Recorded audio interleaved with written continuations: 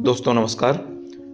शिक्षा केवल पाठ्यक्रम नहीं होती, शिक्षा एक संस्कार है और जहाँ संस्कार गढ़े जाते हैं वह स्थान साधारण नहीं तीर्थ बन जाता है। इसी भाव को केंद्र में रखते हुए अखिल भारतीय राष्ट्रीय शैक्षिक महासंघ दिल्ली प्रदेश एवं दिल्ली अध्यापक परिषद के संयुक्त तत्वावधान में एक प्रेरणादायी कार्यशाला का आयोजन किया गया। कार्यशाला का विषय था हमारा विद्यालय हमारा तीर्थ।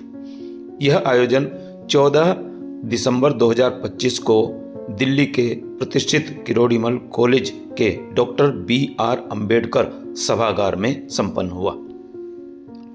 इस कार्यक्रम का मूल संदेश स्पष्ट था, राष्ट्र के हित में शिक्षा, शिक्षा के हित में शिक्षक और शिक्षक के हित में समाज। कार्यशाला में इस बात पर गहन मंथन हुआ कि विद्यालय केवल इमारत नहीं बल्कि वह पवित्र स्थल है जहाँ भविष्य का निर्माण होता है। शिक्षक यहाँ केवल विषय नहीं पढ़ाते बल्कि वह जीवन जीने की दृष्टि देते हैं। देवै सदा वन्दिता सामा पातु सरस्वती भगवती निशेष ज्ञानपहा शुक्लां ब्रह्म विचार सार परमा आद्यां जगद्व्यापिनी धारिणीं अभयदा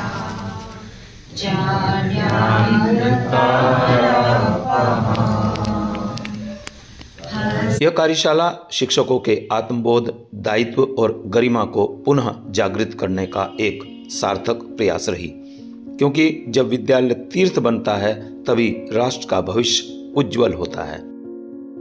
हमारे केंद्र में शिक्षक, शिक्षार्थी और राष्ट्र है, तो केंद्र में रखने मात्र से काम नहीं होगा।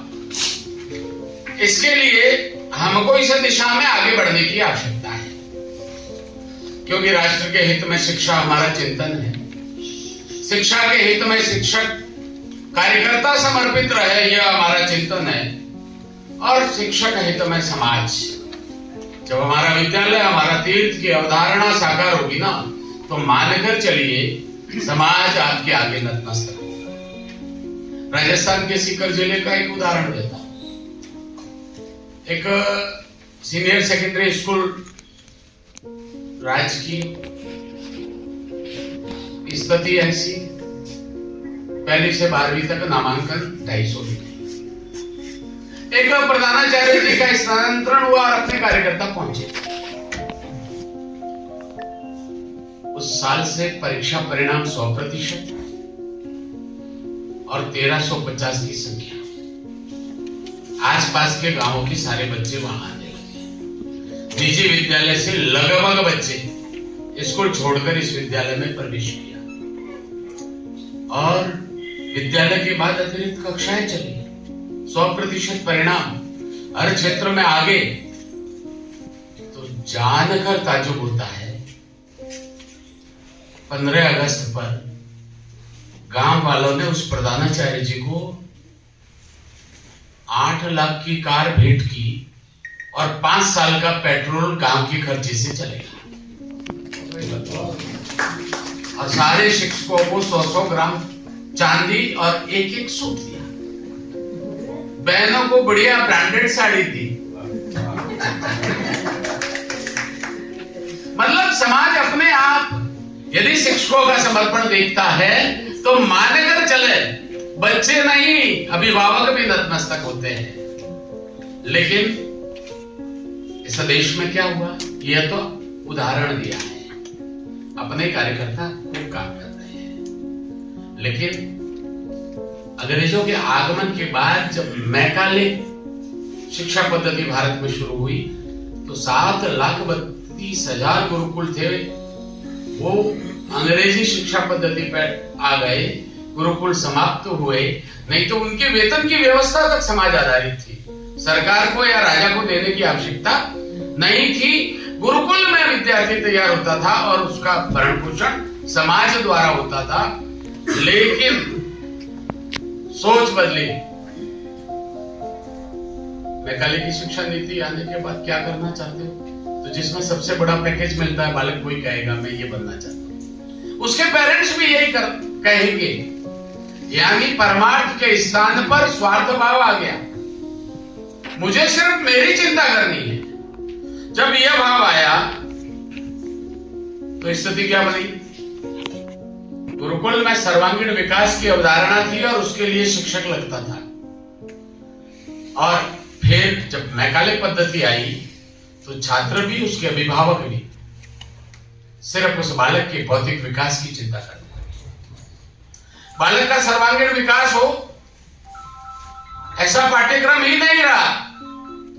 अतः विद्यालय में संस्कार देने की बेहतर जो परंपरा और सर्वांगीण विकास का जो भाव था वो समाप्त हो गया।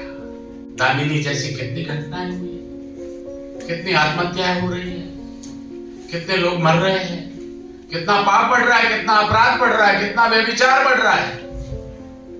तो इसीलिए यह संघ के स्वयंसेवकों द्वारा अखिल भारतीय राष्ट्रीय शैक्षिक महासंघ और संबद्ध राज्य इकाइयां देश भर की शिक्षक, शिक्षार्थी और राष्ट्र हित का जब भाव मन में आया तो जड़ता और विषमता से त्रस्त इस अवस्था से कैसे उभरा जाए, तो एक विचार आया कि हमारा विद्यालय हमारा तीर्थ बनाया जाए। मटेरियल पढ़ने के लिए हमारे कईयों के जैसे प्राइवेट स्कूल में पढ़ते हैं तो उनके पास तो अंबार लगे पड़े हैं, लेकिन बच्चे जो है 3 साल तक पढ़ने के बाद वो 100 तक गिनती लिखने में रेगुलर कहीं से बोलो तो वहां भी गलती करते हैं, क्योंकि वो यथार्थता जुड़ी हुई नहीं है। न पेरेंट्स बच्चे के साथ जुड़ा हुआ है, पेरेंट्स भी खाली चीज देकर। तो हमारी, मेरे ख्याल से भगवान की दया से सारे काम हो जाएंगे और यही कारण है कि आज टीचर का भी सम्मान समाज में कम होता जा रहा है। जबकि इससे लाभ क्या है, कभी विचार कीजिए ना, हमने आज तक क्या पाया। तो संसाधन सहायक बने, हमारी बर्बादी का कारण नहीं बने, यह बालकों को भी बताने की आवश्यकता है।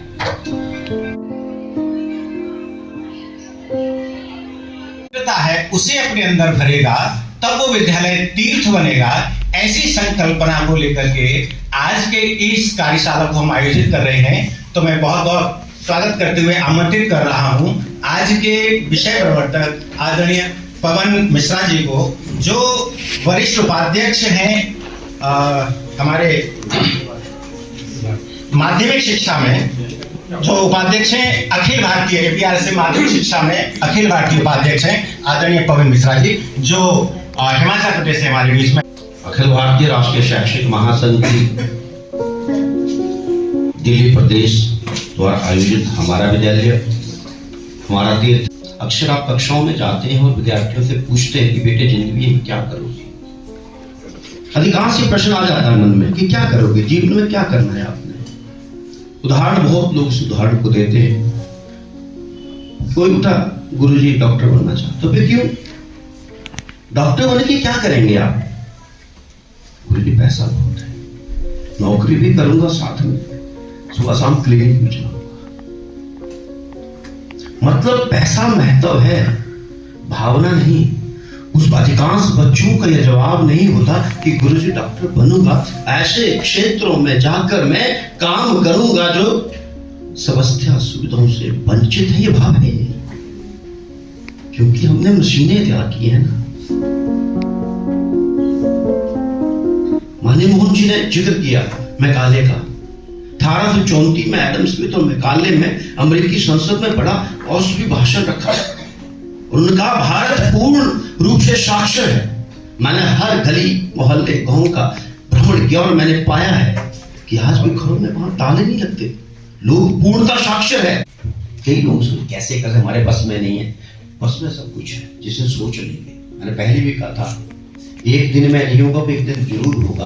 तो उनसे पूछा गया पत्रकारों, जब उसका उद्घाटन हुआ कि वाह क्या सुंदर प्रतिमा आपने बनाई है, कैसे बना ली। उन्होंने कहा कि तो वैसे हमारे पिताजी अच्छी तरह जानते हैं, पर पिताजी कहा करते थे कि हमने तो कुछ नहीं किया, ये मूर्तियां तो पहले से ही उन चट्टानों में थी, पत्थरों में थी, हम तो केवल छैनी लेके सिर्फ का आवर। ये जो कहते हैं शिक्षा है ना, ये जो गुण है वो बच्चे में है। शिक्षक भी तो है, छैनी का काम कर रहा है, अब वो बनाएगा क्या उसका? और ये उदाहरण तो बहुत से वक्ता देते भी हैं कि भी कर्नाटक में कोई इंजीनियर थे, उनके घर को भिक्षा मांगने के लिए कोई आ गई। वो तो पढ़ा लिखा था ना, क्योंकि उसने योग के पक्ष पढ़ा, वो मेघालय की संतान था। ये वाले जब भीख मांगते रहते, गेट आउट, और से पूरा बढ़ा करके बता दिया, परंतु अंदर माँ अनपढ़ माँ सुन रही थी कि बेटे क्या किया। सुबह सुबह से भीख लेने के लिए जो आते, केवल क्या होता, भगवान स्वयं उस रूप में हमारे दरबार पर उपस्थित हो, ये बहुत गलत करती थी। उसने द्वारा सूर्य को बुला के भोजन कर, अनपढ़ थी और शिक्षित थी। ऐसे उदाहरण मिलते हैं। विवेकानंद जी ने कहा कि ये सब कुछ अंदर है, हमने क्या कौन सा पक्ष उदार कर दिया। वो हम शिल्प है हमारे, जो शिक्षक है, जिसको उस मूर्ति को गढ़ने वाला है, उसकी दृष्टि क्या है, उस चीज पर निर्भर करता है।